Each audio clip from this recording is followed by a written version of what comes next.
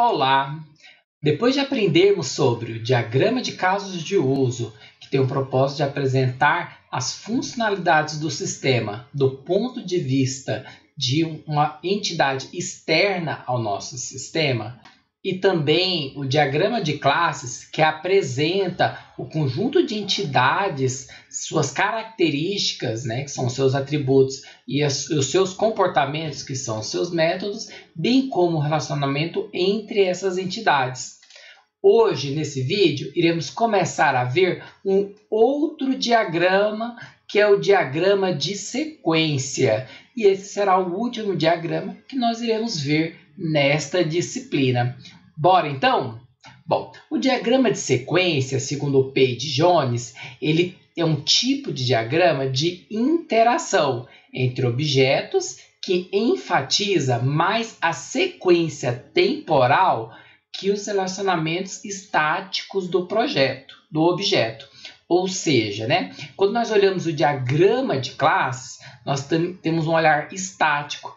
Por exemplo, nós temos que um cliente ele deseja comprar produtos, mas em qual momento, quando isso acontece? Isso, relacionamento de classe, não nos diz.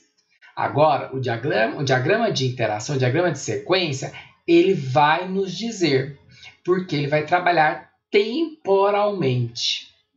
Bom, segundo Lee e Pat Van Hart, um diagrama de sequência mostra o fluxo de controle por ordenamento de tempo e enfatiza a passagem de mensagens à medida que elas vão se desenrolando durante o tempo. Ele revela a sequência de mensagens que implementa um serviço ou transação. Ou seja, o usuário, quando ele vai interagir com o nosso sistema, ele vai estar, então, ali acionando um conjunto de mensagens entre os objetos. E o propósito do diagrama de sequência é justamente apresentar esse fluxo de mensagens ao longo do tempo. Bom, então vamos ver um exemplo. Aqui temos um que está relacionado àquele contexto do nosso blog. Aqui, esse é o diagrama de sequência para o publicar mensagem. Então, como é que um determinado dono do blog ele vai interagir com o sistema para, então, publicar uma postagem? Bom, então vamos lá. Veja aqui, olha, eu tenho o dono, cuja representação é este símbolo que vocês já conhecem, que é o ator. E ele vai interagir com o sistema e com os objetos que compõem o nosso sistema, que aqui são representadas pelos retângulos. E os retângulos aqui representam objetos e as classes que nós temos. Olha aqui, por exemplo, blog usuário é o nome do meu objeto. Blog, porque ele vai ser um blog. Aqui nós temos a classe postagem. E aqui nós temos o nosso sistema. Bom, para então publicar uma mensagem, o dono o que ele vai fazer? Primeiro momento ele vai pedir para escrever uma nova mensagem.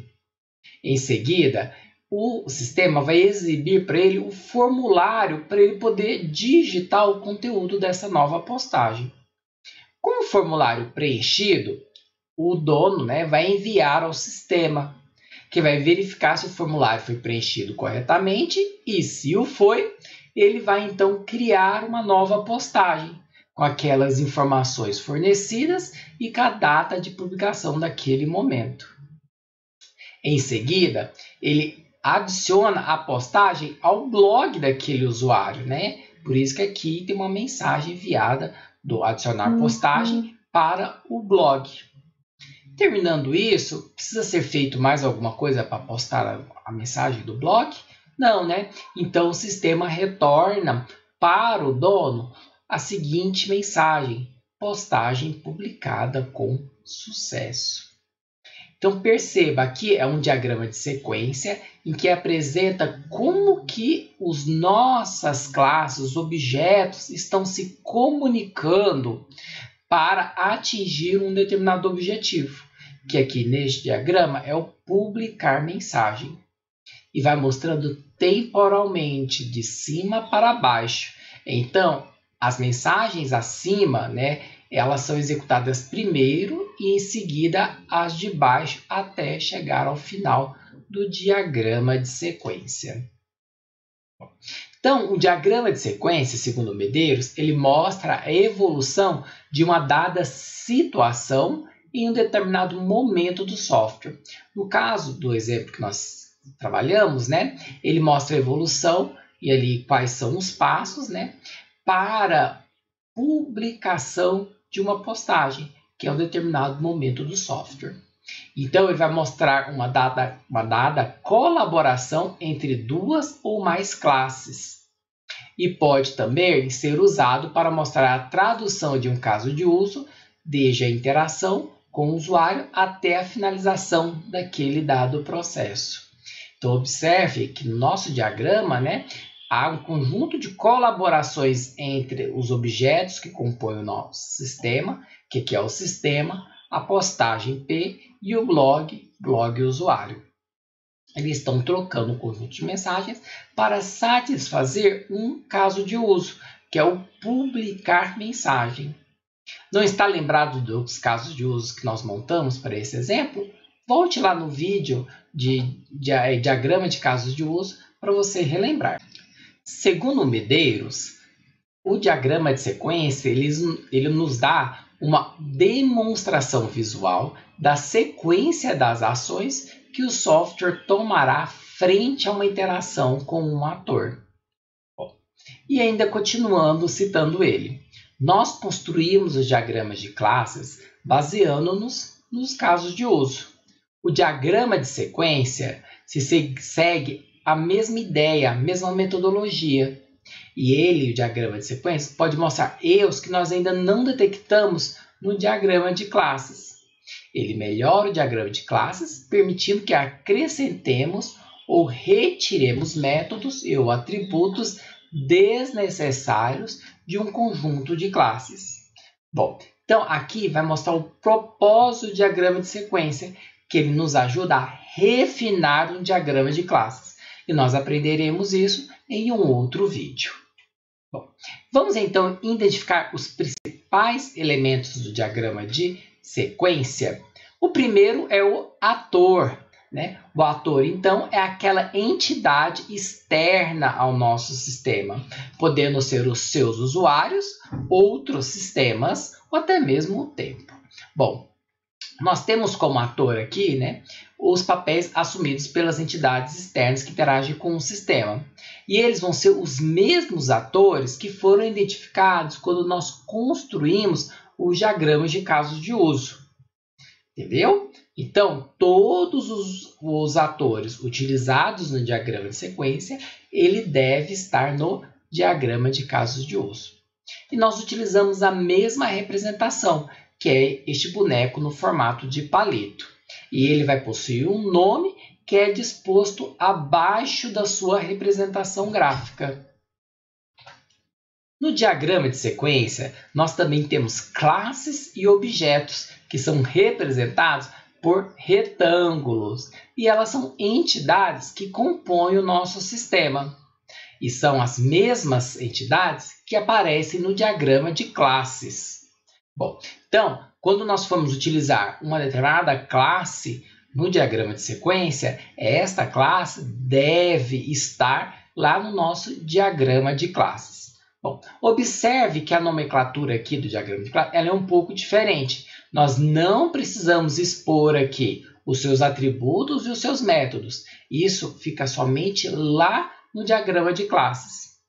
Mas aqui apresentamos o nome do objeto, 2 pontos, seguida do nome da classe, ou simplesmente o nome da classe. Tá? Então, a nomenclatura que nós devemos usar dentro dos retângulos segue este padrão, ou somente o nome da classe, ou então o nome do objeto, 2 pontos, nome da classe, que vai dizer que aquele objeto, por exemplo, blog usuário, é uma instância da classe blog.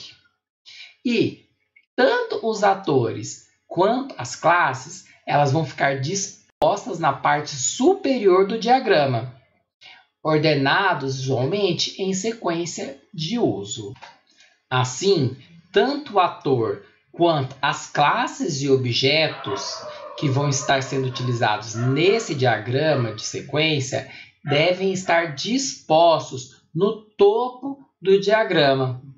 E nós vamos dizer que os objetos e as classes que pertencem a esse diagrama, eles colaboram entre si para implementar o caso de uso publicar postagem acionado pelo dono. Bom, observe que tanto o ator quanto o objeto ou a classe, eles possuem uma linha tracejada vertical retilínea. Essa nós chamamos de linha da vida. Então, toda classe ela vai possuir uma linha da vida, mostrando quando que este objeto vai ser utilizado.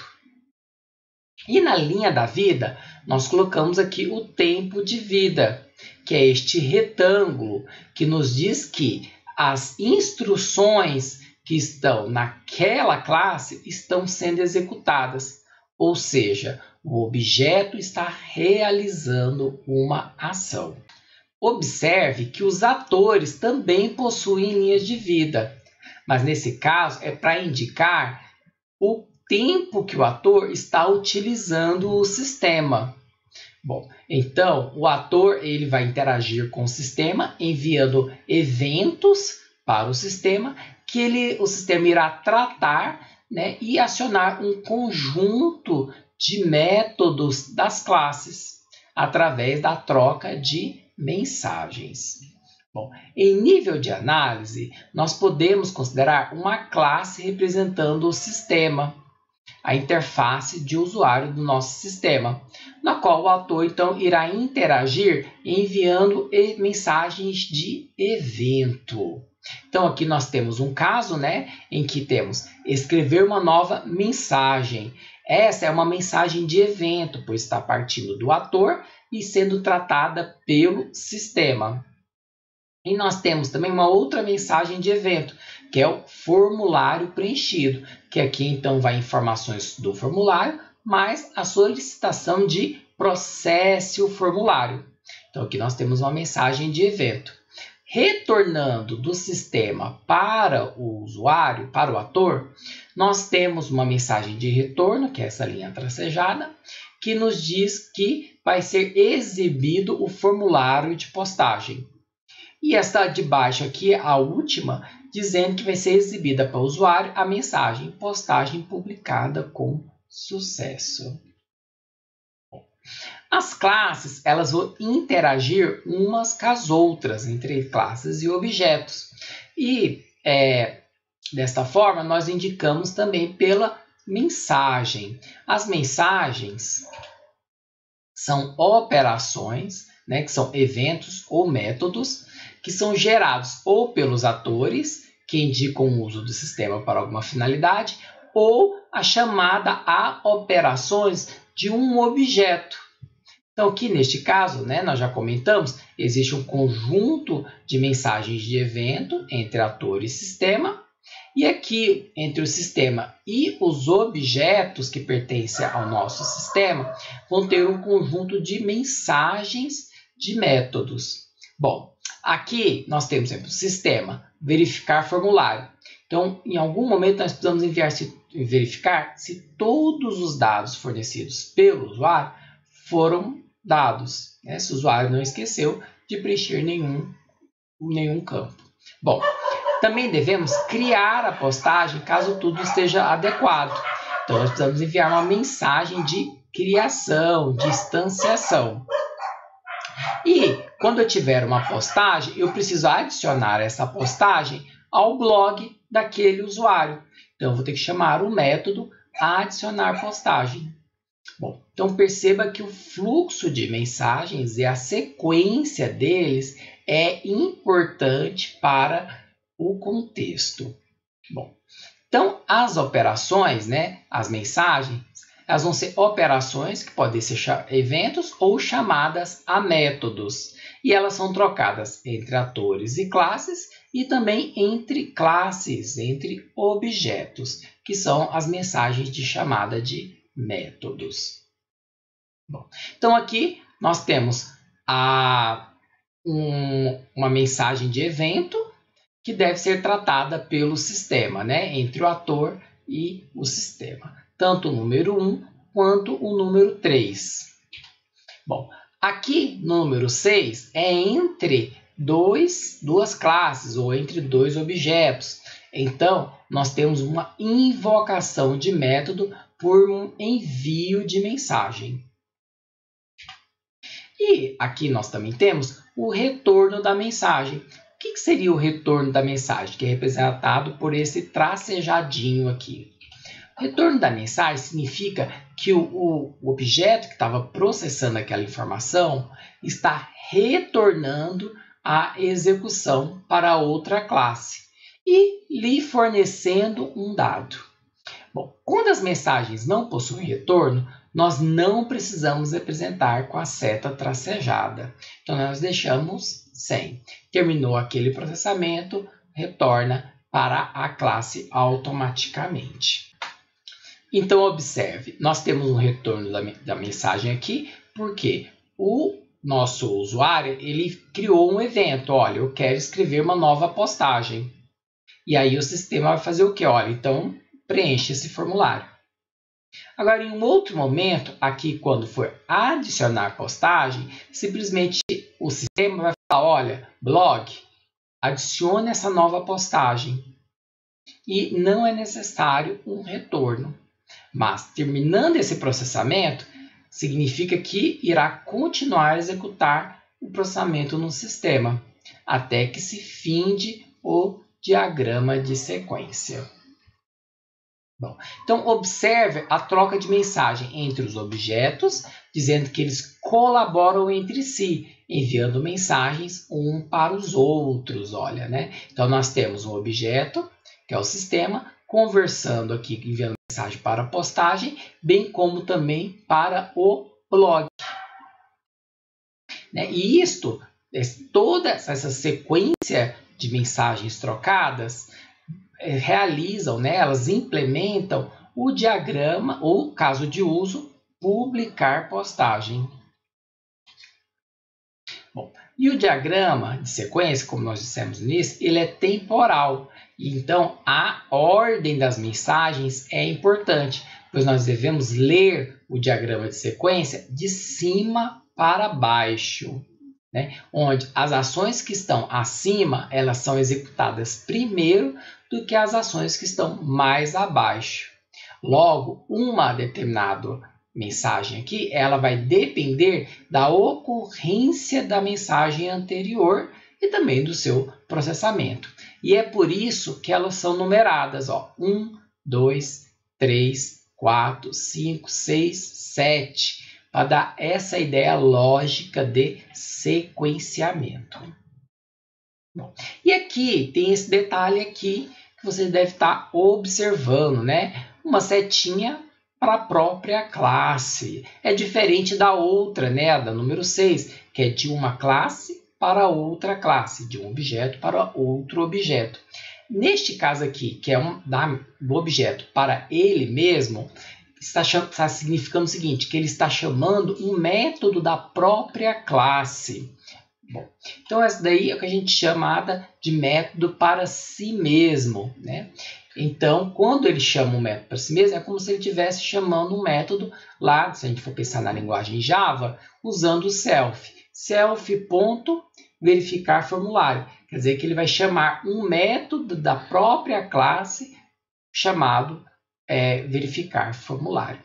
Então, é por meio dessa seta de curva que nós representamos a chamada a um método da própria classe.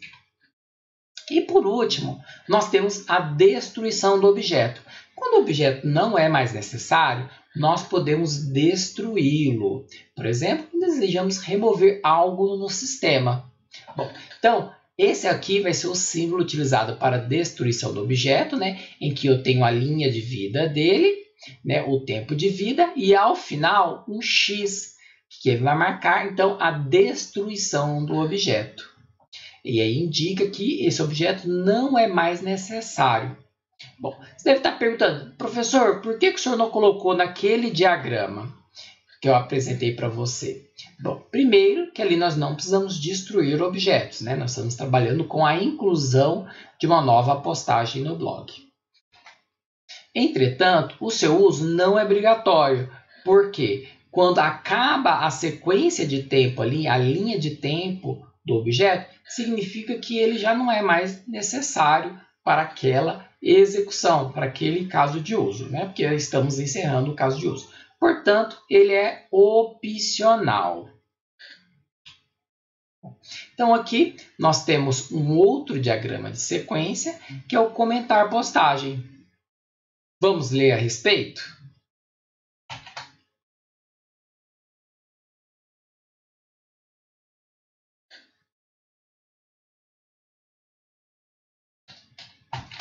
Vamos a mais um exemplo? Aqui nós vamos considerar que um determinado leitor ele quer comentar postagem. Como é que o analista, o cara que está escrevendo pensando sobre esse software, como é que ele acha que o sistema tem que fazer? Bom, por meio do diagrama de sequência, nós conseguimos entender o conjunto de ações que têm que ser realizadas dentro do sistema. Bom, o leitor ele vai começar dizendo que ele quer postar comentário na postagem P. Veja que esta postagem P aqui é o objeto P da classe postagem, então o objeto P instância de postagem. Bom, quando ele pedir a postar comentários na postagem P, o sistema vai retornar para ele, por isso vejam a linha tracejada, o formulário de comentário. O leitor então vai preencher o formulário e vai enviar o formulário preenchido. Aqui neste caso é um evento, né? Uma mensagem de evento. O que o sistema vai ter que fazer? Bom, primeiro vai verificar se o usuário, o leitor, preencheu o formulário. Então aqui ele fez uma chamada para ele mesmo, falando, olha, vou verificar o formulário. Então o sistema vai verificar se o formulário foi preenchido adequadamente. Se foi, então ele vai criar um novo objeto, instância, que é uma instância de comentário, que ele vai chamar de objeto C. Então, observe, eu tenho essa linha tracejada, essa não é retorno, porque ela está indo para uma classe. Nesse caso, é criação de objeto. Nós estamos instanciando o objeto. Bom, quando nós instanciamos o objeto, nós então obtemos um objeto daquele tipo, que aqui, no caso, é comentário. E o que ele vai fazer? Ele vai adicionar o comentário. Qual o comentário? O comentário que a gente acabou de criar. Vejam o C aqui. É o mesmo C que está aqui antes dos 2 pontos. Bom, então ele vai adicionar o comentário aonde? Na postagem. Mas é qualquer postagem? Não, é a postagem P. Por quê? Porque o usuário, lá no início, ele pediu para postar comentário na postagem P. Bom, quando ele adicionar o comentário, ele vai realizar o processamento necessário para fazer isso, como, por exemplo, salvar no banco de dados, e vai, então, voltar para o sistema. Veja que não tem uma mensagem de retorno, porque não é necessário nenhum dado. Bom, terminado de adicionar o comentário, aqui, ó, veja que em sequência, o número 6 é o número 7, nós temos que o comentário é postado com sucesso. Bom, espero que você tenha compreendido a como ler o diagrama de sequências, né? E para que serve um diagrama de sequências. Vamos praticar?